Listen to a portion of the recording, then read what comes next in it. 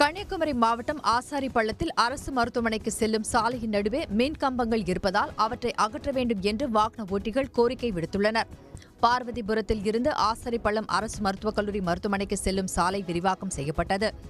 அப்போது சாலையின் நடுவே உள்ள கம்பங்களை அகற்ற வாகன ஓட்டிகள் கோரிக்கை விடுத்துள்ளனர். நடைபாதை இருக்கிறதா ஃபுல்லா அந்த வீட்டுக்கு சோவரை ஒட்டி ரோட போட்டு விட்டுருக்காங்க, சாலையை போட்டு விட்டுருக்காங்க. எப்படி நடக்க முடியும்? ஏற்கனவே இந்த போஸ்ட் மட்டும் இல்ல, பல போஸ்ட்கள் இந்த ரோட்ல எல்லாம் நடு ரோட்ல தான் இருக்கு. மக்கள் வரிப்பணத்துல போட்டிருக்காங்க. இனி பழையபடி தோண்டி போஸ்ட் அங்க நாட்டுவாங்க. என்னைக்கு நாட்டுவாங்க? மக்களின் உயிர்தான் முக்கியம். அரசு நடவடிக்கை எடுக்க வேண்டியிருக்கும். சாலை விரிவாக்கத்தின் போது மின் கம்பங்களை அகற்றாமல் சாலை போடப்பட்டுள்ளதால் ஆம்புலன்ஸ் செல்ல இடையூறாக இருப்பதாக பொதுமக்கள் வேதனை தெரிவித்துள்ளனர்.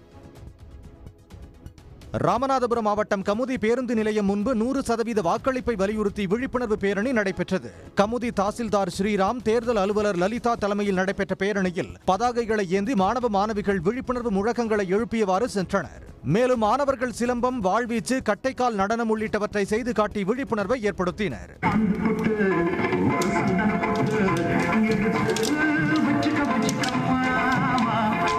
மாணவர்கள் நிகழ்த்தி காட்டிய கலை நிகழ்ச்சிகளை பேருந்து நிலையத்தில் கூடியிருந்த பொதுமக்கள் ஏராளமானோர் கண்டு ரசித்தனர். செங்கல்பட்டு மாவட்டம் மதுராந்தகம் அருகே காட்டுப்பன்றிக்கு வைத்த வெடியை கடித்த 2 நாய்கள் பரிதாபமாக உயிரிழந்தன. சித்தாமூர் பகுதியைச் சேர்ந்த அஜித்குமார் என்பவர் வயல் நிலங்களை சேதப்படுத்தும் காட்டுப்பன்றிகள், முயல்களை வேட்டையாடி வருவதாக கூறப்படுகிறது. இவர் செய்யூர் அருகே குருபதன் மேட்டைச் சேர்ந்த சிவா என்பவரின் நிலத்தில் இரவு துப்பாக்கி குண்டில் பயன்படுத்தும் வெடியை வைத்து சென்றுள்ளார். இந்த நிலையில் இது தெரியாமல் அங்கு சுற்றித் திரிந்த 2 நாய்கள் வெடியை கடித்ததில் அவை வெடித்து பரிதாபமாக உயிரிழந்தன. இச்சம்பவம் அறிந்து விரைந்த போலீசார் அஜித்குமாரை கைது செய்துள்ளனர். தூத்துக்குடி கீழ அலங்கார தட்டு பகுதியில் இலங்கைக்கு படகு மூலம் கடத்த வீட்டில் பதுக்கி வைத்திருந்த 640 கிலோ விரலி மஞ்சள், 165 கிலோ பீடி இலைகள் பறிமுதல் செய்யப்பட்டன. ரகசிய தகவலை அடுத்து அலங்கார தட்டு பகுதியில் ரோந்து பணியில் கியூ பிரிவு போலீசார் ஈடுபட்டனர். அப்போது ஆரோக்கிய மேரி என்பவருக்கு சொந்தமான ஆஸ்பெஸ்டாஸ் வீட்டில் பதுக்கி வைக்கப்பட்டிருந்த 640 கிலோ விரலி மஞ்சள், 165 கிலோ பீடி இலைகளை பறிமுதல் செய்தனர். கைப்பற்றப்பட்ட விரலி மஞ்சள் மற்றும் பீடி இலைகளின் மதிப்பு சுமார் 25 லட்சம் இருக்கும் என கூறப்படுகிறது. தேனி மாவட்டம் போடி அருகே கடமானை வேட்டையாடிய 2 பேரை வனத்துறையினர் கைது செய்தனர். போடி அருகே பெரியாத்துக்கோம்பை எனும் வனப்பகுதியில் வனத்துறையினர் ரோந்து பணியில் ஈடுபட்டனர். அப்போது கடமான் வேட்டையாடப்பட்டு அதன் இறைச்சியை சிலர் எடுத்துச் சென்றதாக வனத்துறைக்கு தகவல் கிடைத்தது.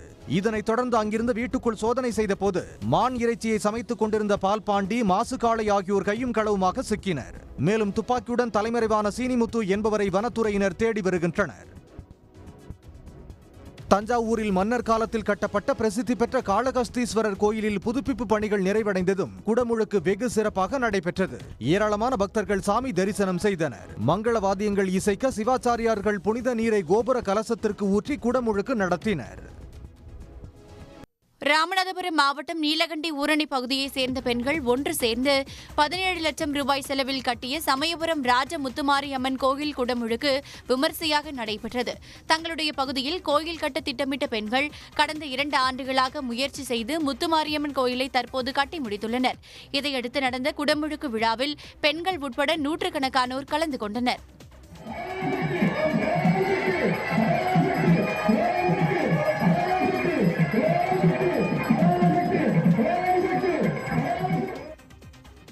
அவிநாசி அருகே குடிநீர் கேட்டு காலி குடங்களுடன் பெண்கள் ஊராட்சி ஒன்றிய அலுவலகத்தை முற்றுகையிட்டு மறியல் செய்தனர். அவிநாசியை அடுத்த குப்பாண்டாம்பாளையத்தில் கடந்த 1 மாதமாக குடிநீர் விநியோகம் செய்யப்படவில்லை என பொதுமக்கள் குற்றம் சாட்டி முழக்கமிட்டனர்.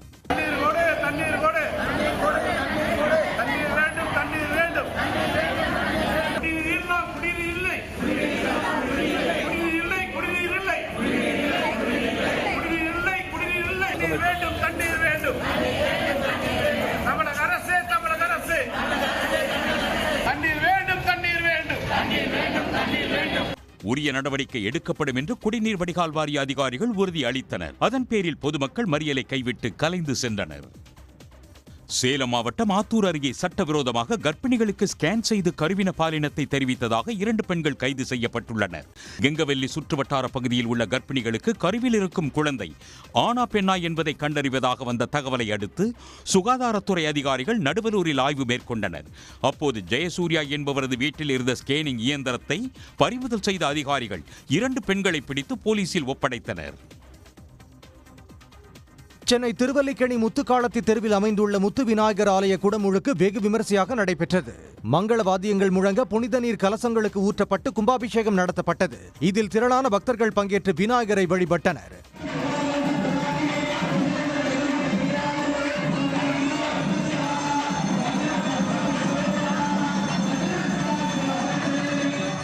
குடமுழுக்கில் பங்கேற்றவர்களுக்கு பிரசாதமும் அன்னதானமும் வழங்கப்பட்டது.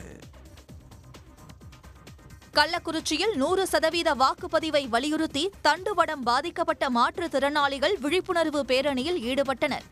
100% வாக்குப்பதிவை வலியுறுத்தி கையில் பதாகைகளை ஏந்தியவாறு கள்ளக்குறிச்சி நகரின் முக்கிய வீதிகள் வழியாக அவர்கள் பேட்டரியால் இயங்கும் வீல் சேர் மூலமாக பேரணி சென்றனர்.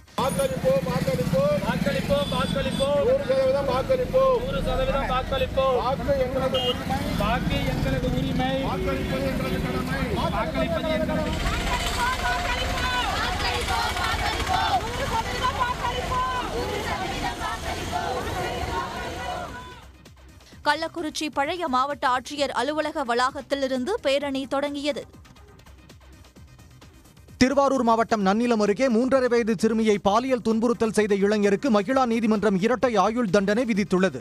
நன்னிலம் அருகே வஸ்தாராஜபுரத்தைச் சேர்ந்த ராமதாஸ் என்ற இளைஞருக்கே இந்த தண்டனை வழங்கப்பட்டுள்ளது. மேலும் பாதிக்கப்பட்ட சிறுமிக்கு அரசு 7 லட்சம் ரூபாய் இழப்பீடு வழங்க வேண்டும் என்றும் திருவாரூர் மகிழா நீதிமன்ற நீதிபதி சரத்ராஜ் உத்தரவிட்டுள்ளார்.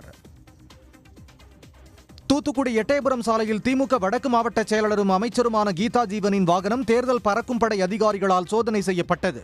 தூத்துக்குடி எட்டயபுரம் சாலையில் தேர்தல் பறக்கும் படை அதிகாரிகள் பல்வேறு வாகனங்களை நிறுத்தி சோதனையில் ஈடுபட்டிருந்தனர். அப்போது அந்த வழியாக வந்த அமைச்சர் கீதா ஜீவனின் வாகனத்தை அவர்கள் சோதனை செய்தனர். வாகனத்தில் பணமோ பொருளோ எதுவும் இல்லாத நிலையில் அவரது கைப்பையையும் சோதனைக்கு உட்படுத்தினர். கைப்பையிலும் பணம் எதுவும் இல்லாததால் கீதா ஜீவனின் வாகனம் விடுவிக்கப்பட்டது. ராமேஸ்வரம் ராமநாதசாமி கோயில் வளாகத்தை சுற்றி பசுமை பந்தல் அமைக்கப்பட்டு வருவதால் பொதுமக்கள் பக்தர்கள் மகிழ்ச்சி அடைந்துள்ளனர். தற்போது கோடைக்காலம் தொடங்கியுள்ளதால் வெப்பநிலை உயர்ந்து வெயில் சுட்டெரிக்க தொடங்கியுள்ளது.